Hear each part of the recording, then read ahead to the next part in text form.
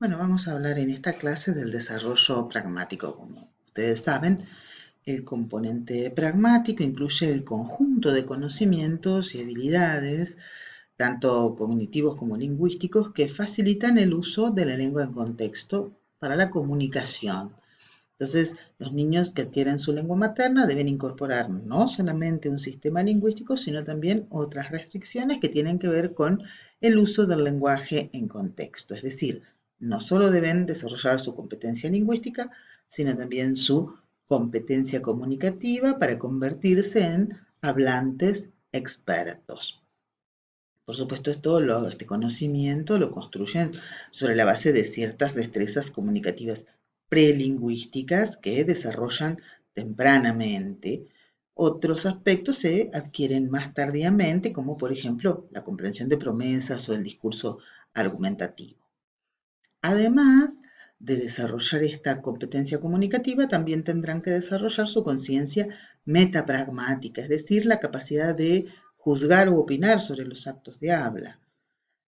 Se ha observado que incluso hasta los 9 o 10 años de edad los chicos no son capaces todavía de considerar todos los aspectos ligados al entorno, a las costumbres sociales y, bueno, en función de eso desplegar estrategias para lograr sus objetivos comunicacionales. Entonces, van adquiriendo estas habilidades a partir del adiestramiento explícito y el modelado que realizan los padres y los adultos de su entorno.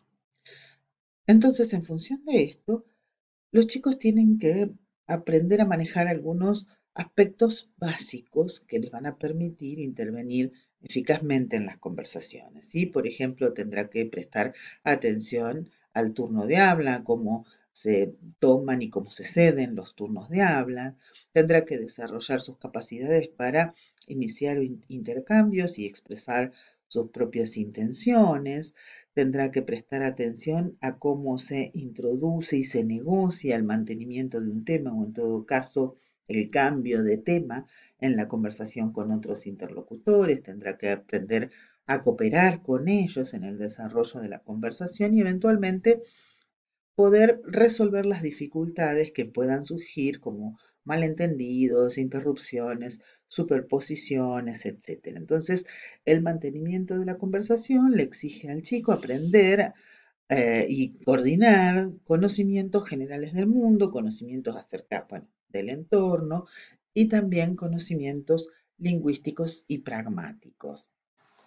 Como hemos visto ya en algunos videos previos al comenzar la unidad, ya desde muy temprano las madres tratan a sus bebés como interlocutores potenciales, ¿sí? En una suerte de protoconversaciones en las que la mamá u otro adulto facilita el intercambio tomando las emisiones o los ruidos que pueda hacer el niño inicialmente, o las vocalizaciones o balbuceos, como si fueran un turno de habla, y respetando entonces el turno del niño y mostrándole así cómo funciona la conversación. A pesar de eso, hasta los 4 años los chicos todavía tienen dificultades con la alternancia de los turnos. Básicamente porque inicialmente no comprenden cabalmente las marcas para ceder la palabra, ¿sí? Por ejemplo, como las miradas o la entonación o las pausas, los silencios, y tampoco marcan claramente el final de sus propios turnos, de modo que a veces suelen generarse confusiones y superposiciones aun cuando ya entre los 3 y 4 años los chicos son capaces de corregir esas fallas o esos errores. Pero aún hasta los 6 años todavía muestran algunas dificultades para saber cuándo tomar el turno si la conversación es de más de 2 personas. Hay distintos modos de dar inicio a un intercambio, pero en general los chicos más pequeños tienden más bien a contestar preguntas, pero raramente inician una conversación. Entonces, Ellos tienen dificultades para iniciar conversaciones en el sentido de que todavía no saben muy bien cómo prever qué es lo que el otro sabe acerca de un tema o cómo resolver eventuales ambigüedades o malentendidos. Esas estrategias aparecen más adelante, cerca de los 3 años. Es decir, los chicos de pocos años tienen dificultades para dar inicio a un intercambio y también para tomar el turno de habla o para marcar cuándo lo van a ceder. Incluso también tienen dificultades a veces para mantener el turno de habla porque hablan despacio, tienen poca fluidez o organizan con dificultad la información nueva y entonces a veces generan silencios que se prestan para que los demás los interrumpan. Entonces, a partir de los 4 años ya empiezan a recurrir a ciertos dispositivos para dar a entender que no terminaron de hablar. A veces lo que hacen es utilizar y para comenzar frases y después de ese modo ir marcando que todavía no terminaron de hablar. Bien, en cuanto a la negociación del tema, los chicos aprenden paulatinamente cómo hacer contribuciones relevantes a la conversación.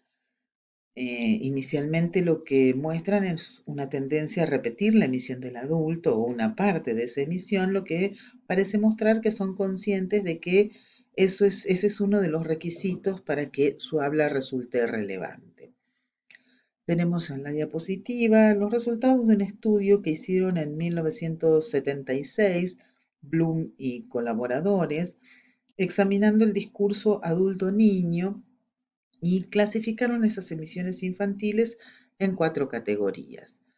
Emisiones no adyacentes, es decir, que se producen sin una emisión adulta previa, es decir, son comienzos de conversación por parte de los niños, y emisiones adyacentes, es decir, emisiones que responden a una intervención del adulto, y esas emisiones adyacentes pueden ser no contingentes cuando tratan un tema distinto del que había propuesto el adulto, imitativas cuando mantienen el tema de la emisión anterior, aunque sin añadir información, y contingentes cuando agregan información relevante al tema de la emisión anterior. Como ven ustedes con los resultados, para los chicos de entre 1 año y 7 meses y 1 año y 11 meses, gran parte de las emisiones son adyacentes, es decir, no tienen la iniciativa de iniciar conversaciones, solo el 31% de sus emisiones son no adyacentes, es decir, que en general responden a una emisión adulta previa, pero prácticamente la mitad de los casos o más de la mitad de los casos, se trata de emisiones no contingentes, es decir, que toman un tema distinto del que se había propuesto previamente. Del resto, un 21% de esas emisiones directamente repiten o imitan la emisión anterior y solo en un 17% de los casos la contribución de los chicos es relevante al tema de la conversación. Fíjense cómo cambia la situación con los chicos de entre 2 años y 11 meses a 3 años y 2 meses. Ya tienen más iniciativa para comenzar las conversaciones, pero cuando responden a una emisión adulta previa, es decir, en sus emisiones adyacentes, ya el 46% de sus emisiones agregan información relevante al tema de la emisión anterior, es decir, que son contribuciones relevantes a la conversación y disminuye muchísimo al 2% de sus emisiones la imitación o la mera repetición. ¿Sí? Así que esto nos está mostrando que entre los 2 años y los 3 años se desarrolla en los chicos la capacidad de responder adecuadamente al tema de la conversación y seleccionar los propios temas en emisiones no adyacentes. Muchas de las dificultades que muestran los chicos en estas negociaciones tienen que ver con su falta de dominio de los principios conversacionales, del principio de cooperación, ¿no? Conversacional, piensen en la propuesta de Grice con las máximas, ¿no? De cantidad, calidad, relación, modalidad. Me parece que los niños inicialmente no dominan estas máximas, sino que las van incorporando paulatinamente. Y una de las razones por las que presentan de estas dificultades tienen que ver más que nada con limitaciones cognitivas que les implican dificultades para adoptar el punto de vista del otro, para calibrar el conocimiento que puede tener el otro acerca de un tema. O, por ejemplo, no darse cuenta de cuál es el aspecto más relevante o más importante de un tema. Pero progresivamente van aprendiendo a introducir y a mantener un tema nuevo, actividad que inicialmente se ve reservada para los adultos, ¿no? Y esto en buena medida también tiene que ver con este papel modelizador del adulto que para ayudar a los chicos a mantener el tema, por ejemplo, hace preguntas, pide reformulaciones o aclaraciones, o le pide al chico que modifique su emisión, generalmente para que los niños mejoren su adecuación a la conversación. Por su parte, se ha visto también que los chicos piden sí también aclaraciones cuando no entienden, a partir de alrededor de los 18 meses, aunque bueno, con frecuencia, o sea, digamos, la frecuencia de estos enunciados es baja hasta alrededor de los 3 años de edad. Bien, otros elementos con los que los niños muestran tener problemas son los elementos deícticos, porque bueno, en ellos convergen no solo aspectos sintácticos y semánticos, sino también pragmáticos. Es decir, además de aprenderse el vocablo, además de aprender adquirir el ítem lingüístico, el chico tiene que desarrollar su capacidad de ligar los referentes en el espacio o en el tiempo respecto de sí mismo, respecto del interlocutor o de terceros, por lo que también tiene que poder adoptar la perspectiva ajena. De modo que, bueno, los chicos más pequeños pueden tener problemas, por ejemplo, con la deixis del lugar, no siempre marcan con claridad aquí o allí, o bien también tienen problemas con los pronombres, sobre todo los pronombres reversibles como yo y tú o vos, aunque bueno, se ha visto que la frecuencia de uso de estos elementos en el entorno incide en el dominio más o menos temprano que puedan tener. Como decíamos, los niños también tienen que aprender a manejar distintos registros y a poder cambiar de registro en las conversaciones. Para aprender esta habilidad eh, y para poder adaptarse a las características del interlocutor, del rol, del tema, tienen que, por ejemplo, y nuevamente, desarrollar habilidades como la de adoptar el punto de vista del otro. Se ha visto que a partir de los 4 años los chicos ya modifican su habla según el interlocutor. ¿Sí? Se adaptan según si ese interlocutor es adulto o es un niño o si es un niño menor que ellos. Y también pueden formular juicios acerca de si una demanda o una petición es más o menos formal o informal. En síntesis, el desarrollo de las habilidades conversacionales muestra cómo los chicos van reorganizando sus destrezas comunicativas en coincidencia con otros factores. eh, por ejemplo, su mayor conocimiento social, su desarrollo cognitivo, la apropiación de más recursos lingüísticos. Y en este desarrollo es importante el papel del adulto, como venimos diciendo, puesto que sus interacciones lo ayudan a expresarse, a completar sus emisiones, es decir, ejercen un rol tutorial porque adapta, comprueba, controla la adecuación entre lo que se le pide al niño y lo que éste puede hacer, ¿sí? Por ejemplo, se observa cómo el adulto es capaz de tener en cuenta la habilidad comunicativa del interlocutor y contribuir a que la conversación se desenvuelva satisfactoriamente, introduciendo, manteniendo temas, colaborando en la toma de turnos, pidiéndole al chico confirmaciones o aclaraciones, etcétera, todo lo que modeliza la actividad conversacional y ayuda al chico a desarrollar esa capacidad. Bien, desde el punto de vista del desarrollo pragmático también se ha estudiado el modo en que los chicos producen actos de habla. Sobre todo se han estudiado los pedidos, las peticiones y las demandas, así como también las promesas, tanto desde el punto de vista de la comprensión como de la producción. Bueno, en principio las peticiones se ha visto que aparecen tempranamente en el repertorio de los chicos e incluso mediante acciones prelingüísticas, por medio de las cuales tratan de obtener alguna conducta por parte de los demás. En las primeras peticiones los chicos utilizan fundamentalmente el gesto y el contexto para darse a entender. Ahora, como muestran los estudios con chicos de 2 años en adelante, en la formulación de peticiones, los chicos ya van incorporando conocimientos acerca de las características de su interlocutor y se adaptan a ellas para formular sus peticiones, ¿sí? Según se trate de un familiar o una persona desconocida, de la misma edad o una edad diferente, etcétera.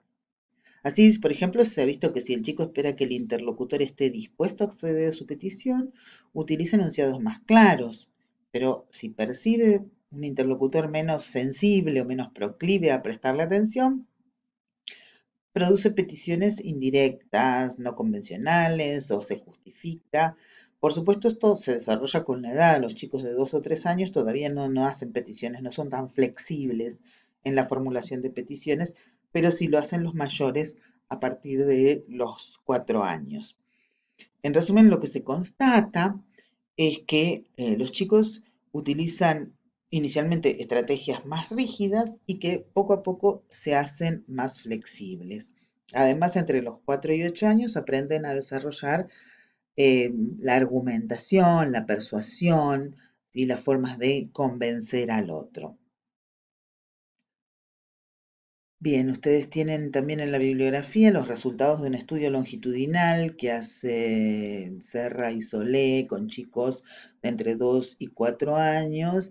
Y ahí, bueno, tienen más detalle de las peticiones que formulan los chicos en cuanto a su objeto y su forma, y cuáles son las más numerosas y cuáles las menos frecuentes.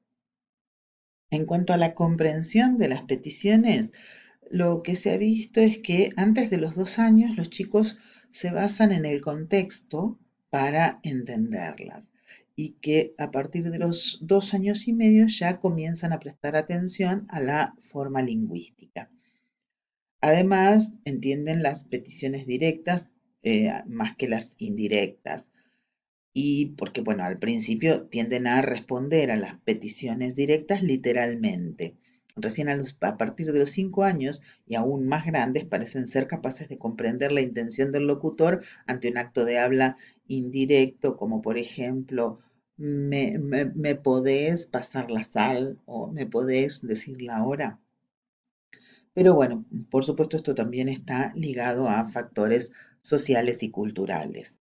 Bueno, a diferencia de las peticiones, las promesas, como otros actos de habla compromisivos, aparecen más tardíamente en los chicos, tal vez porque dependen completamente del lenguaje, es decir, una promesa, un juramento, se hace diciendo determinadas palabras. Espontáneamente ellos no producen muchos actos compromisivos e incluso hasta los 8 años ni siquiera son sensibles al carácter de obligatoriedad que entraña la promesa, más allá de que sean obviamente capaces de usar las formas lingüísticas correspondientes. Además de las habilidades conversacionales, también se han estudiado las habilidades narrativas de los chicos y se ha observado el rol fundamental, el rol crucial que tiene la interacción con el adulto para el desarrollo del conocimiento necesario para producir buenas narraciones.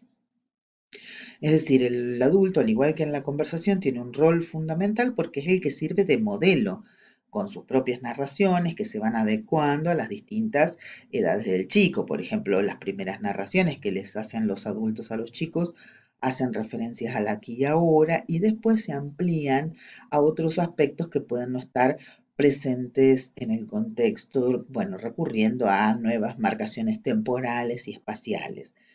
Además, normalmente los adultos ayudan a los chicos cuando están construyendo sus propios relatos, lo guían, le hacen preguntas sobre cosas pasadas o le piden que amplíen una información, y eso sirve de soporte para la estructuración de la narración infantil. Es decir, que con estas intervenciones, los adultos ayudan a los chicos para que sean capaces de abstraerse del aquí y del ahora y sean, por ejemplo, capaces de evaluar el conocimiento y las expectativas del oyente respecto de un determinado tema, la conciencia de la necesidad que tienen de explicitar la información parcial o totalmente desconocida por el interlocutor, o la necesidad de evaluar la comprensión por parte del oyente, teniendo en cuenta su punto de vista, teniendo conciencia de que puede interpretar lo narrado de un modo distinto, por lo que el chico también tiene que aprender que debe dar cuenta de su propio punto de vista de manera convincente o realizando modificaciones en su relato en caso de ser necesario. Bueno, y como todo discurso conectado, la narración se caracteriza por la coherencia y la cohesión. En un trabajo con narraciones infantiles, Peterson y Dodsworth en el 91 analizaron la adquisición de los mecanismos de cohesión en un estudio longitudinal que hicieron con niños de entre 2 años y 3 años y medio.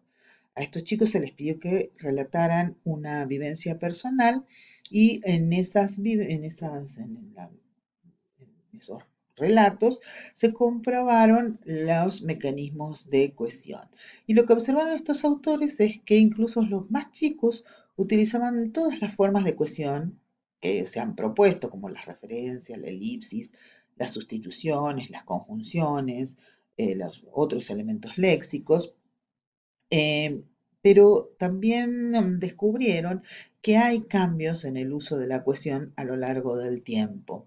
¿Por qué? Porque, bueno, a medida que es mayor la longitud media de los enunciados, observaron, aumentaba el número total de nexos, había más referencias pronominales, que al principio los pronombres suelen presentar dificultades o errores, y también había más conjunciones y decaían, ¿sí?, con el transcurso del tiempo las elipsis verbales y clausulares. En general se ha visto además que el recurso más utilizado inicialmente por los chicos es la cohesión léxica mediante la repetición de palabras. Pratt y Mackenzie estudiaron también en el 85 la cohesión referencial en niños ya un poco mayores, de entre 4 y 6 años, viendo cómo narraban relatos a otros niños, y descubrieron que en la fase preescolar los chicos cometían errores al introducir nuevos referentes. Por ejemplo, introducen con un determinante definido, como si un referente fuera ya conocido, aun cuando pudiera no serlo para el interlocutor. Sin embargo, una vez introducido el referente, se referían a él, aludían a él correctamente. En cambio, los chicos ya de 6 años cometían pocos errores en esta distinción de información dada e información nueva. Estos aspectos todos tienen que ver con la cohesión local. En cuanto a la cohesión global, lo que se ha visto en un estudio bastante importante que hicieron Peterson y McCabe en 1983 con niños desde los 3 años y medio a los 9 años y medio, comprobaron que hay cambios en la estructura narrativa general, que mientras los chicos, más pequeños, solían producir oraciones sueltas, no siempre bien relacionadas entre sí, a los 6 años ya la mayoría podía producir una buena historia, con entorno, con problema, con resolución, incluso con mayor complejidad, como varios episodios, o observaciones o valoraciones personales, etc. Bueno, como venimos viendo, la capacidad de producir narraciones va evolucionando con la edad y cuando se estudia el aprendizaje de estas habilidades se consideran normalmente dos etapas. Una que va de los 2 a los 5 años y la siguiente de los 6 a los 12 años. Las primeras narraciones entre los 2 y los 5 años muestran o normalmente tienen como personajes a personas o mascotas del entorno inmediato del niño y se incorporan de forma gradual y paulatina amigos, otros conocidos o bien personajes fantásticos o de la televisión, aunque en pocas ocasiones los chicos más chiquitos hacen referencia a grupos de personajes. Los temas normalmente son acontecimientos extraordinarios, frecuentemente incluyen aspectos violentos, sobre todo en los varones, y entre los 2 y 3 años suelen hablar de o accidentes o lesiones, en narraciones cuya trama inicialmente es diádica. Está el conflicto y la solución, ¿sí? Por ejemplo, se perdió un objeto y luego se encontró. A veces muestran alguna progresión, pero normalmente tiene esa constitución diádica. Entre los 2 y 3 años, además, los chicos suelen referir a eventos, personajes, temas sin mucha coherencia y sin una clara conexión causal. Básicamente, una de las razones de estas dificultades se relaciona también con las limitaciones infantiles de evaluar el conocimiento y las expectativas del interlocutor, como para darse cuenta de cuán explícito debe ser en su narración. En cambio, bueno, ya a los 5 años los chicos son capaces de organizar y desarrollar una narración sin la intervención de un adulto, y en la edad escolar ya mejoran sus capacidades, por ejemplo, incorporan nuevos temas, como, bueno, experiencias escolares justamente, o de deportes, o viajes, etcétera. Además, van paulatinamente incluyendo más acciones o referencia a emociones o a los conocimientos y motivaciones de sus personajes, así como a establecer relaciones de causa-consecuencia. Las estructuras jerárquicas básicas del relato se consolidan en torno a los 10 años, aunque todavía presentan algunas limitaciones que van desapareciendo aproximadamente a los 12 años. Estas son, consideraciones generales acerca de las narraciones que producen los chicos en las etapas vistas. También se han analizado en mayor detalle los desempeños infantiles en relación con distintos tipos de historias, por ejemplo, historias personales o historias generales o historias narrativas, es decir, cuentos, y bueno, se ha visto que hay ya algún conocimiento genérico porque se ven adaptaciones de la narración infantil según de qué tipo de género se trate o qué tipo de narración se trate. Bien, y este conocimiento genérico que parecen tener los chicos acerca de las narraciones parece confirmarse también con los estudios sobre la comprensión de las narraciones. En estos estudios preferentemente se ha usado tareas offline de reproducción de un cuento o una historia narrativa por parte del chico en forma inmediata o diferida, y estos estudios parten de la idea de que la comprensión se basa en el conocimiento de una gramática de la historia o de la narración. ¿Sí? Es decir, cualquier cuento o historia narrativa está integrada por una serie de categorías que le dan estructura y que el chico conoce. Son las que aparecen en la diapositiva, ¿no? Bueno, una historia tiene una introducción y un sistema de episodios que a su vez están estructurados en distintas categorías, ¿no? Como, bueno, que tiene allí suceso inicial, respuesta interna, el plan, la ejecución del plan, las consecuencias y las reacciones. Estas categorías explicarían por qué hay similitudes en la organización de las narraciones entre diferentes sujetos y también las semejanzas en las estrategias de comprensión, por ejemplo, en la capacidad de hacer inferencias acerca de lo no dicho, de reorganizar la información si lo narrado no está ordenado, por ejemplo, cronológicamente. Es decir, parece haber un esquema de recuerdo que ayuda a procesar la información y luego a reproducirla. Y ese esquema se adquiere paulatinamente. Por ejemplo, los chicos de 3 años, los chicos más chicos, Solo recuerdan algún enunciado suelto de los cuentos que han oído. A los 4 años ya ese recuerdo es mejor, está más estructurado, ya tiene un esbozo de esquema. A los 6 años ya parece haber un esquema aún más consolidado porque los chicos pueden recordar mayor cantidad de estructuras y además realizar inferencias. Por supuesto, hay partes de los cuentos que en general parecen más fáciles, más accesibles, ¿sí? Más fáciles de adquirir, más fáciles de recordar, como por ejemplo el suceso inicial o la introducción o la consecuencia. En cambio, las respuestas internas o las reacciones de los personajes no son tan fáciles de captar tempranamente y es algo que se aprende con posterioridad. Bien, antes de terminar, vamos a hacer referencia a otras habilidades pragmáticas que se relacionan con el lenguaje en la escuela. Obviamente, la lengua es muy importante en la escuela porque es el instrumento básico para transmitir información y conocimientos. Ahora, además de los aspectos lingüísticos y pragmáticos que el chico ya incorpora en su vida de relación en la familia, al ingresar a la escuela tiene que aprender también que el lenguaje escolar es diferente del que usaba en su casa, en su entorno, antes de la escuela. Es decir, tiene que adaptarse a nuevos usos y convenciones que no siempre son explícitos. Por ejemplo, el hecho de que el lenguaje escolar no refiere normalmente al contexto inmediato, es decir, es un lenguaje descontextualizado que puede hacer referencia a quién cruzó los Andes o quién descubrió América, es decir, aspectos desplazados del aquí y el ahora al que está más habituado en otros contextos.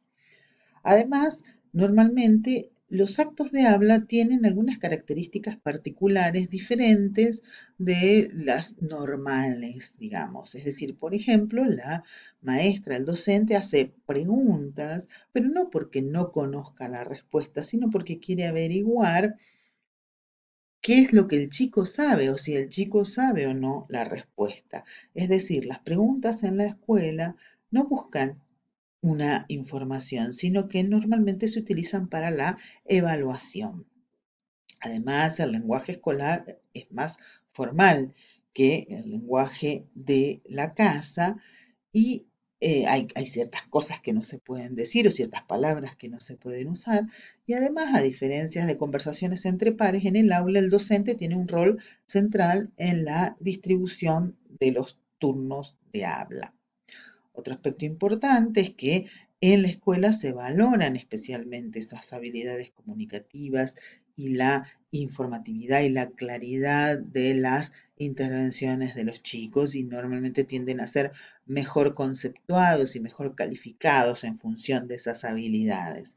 Entonces, todos esos aspectos pueden representar una dificultad y hasta una razón de fracaso escolar para los chicos cuyas costumbres comunicativas y las costumbres comunicativas de su casa estén más alejadas de las de la escuela. Bueno, para finalizar quería compartir con ustedes esta viñeta del genial Quino que, bueno, ilustra muy bien esta distancia que puede haber entre el lenguaje escolar y el que se usa fuera de la escuela, ¿no? Parece que Miguelito no lo tenía muy claro. Bien, bueno, esta es la bibliografía de lectura obligatoria para completar estos temas y estas son las fuentes de las que tomo las imágenes utilizadas.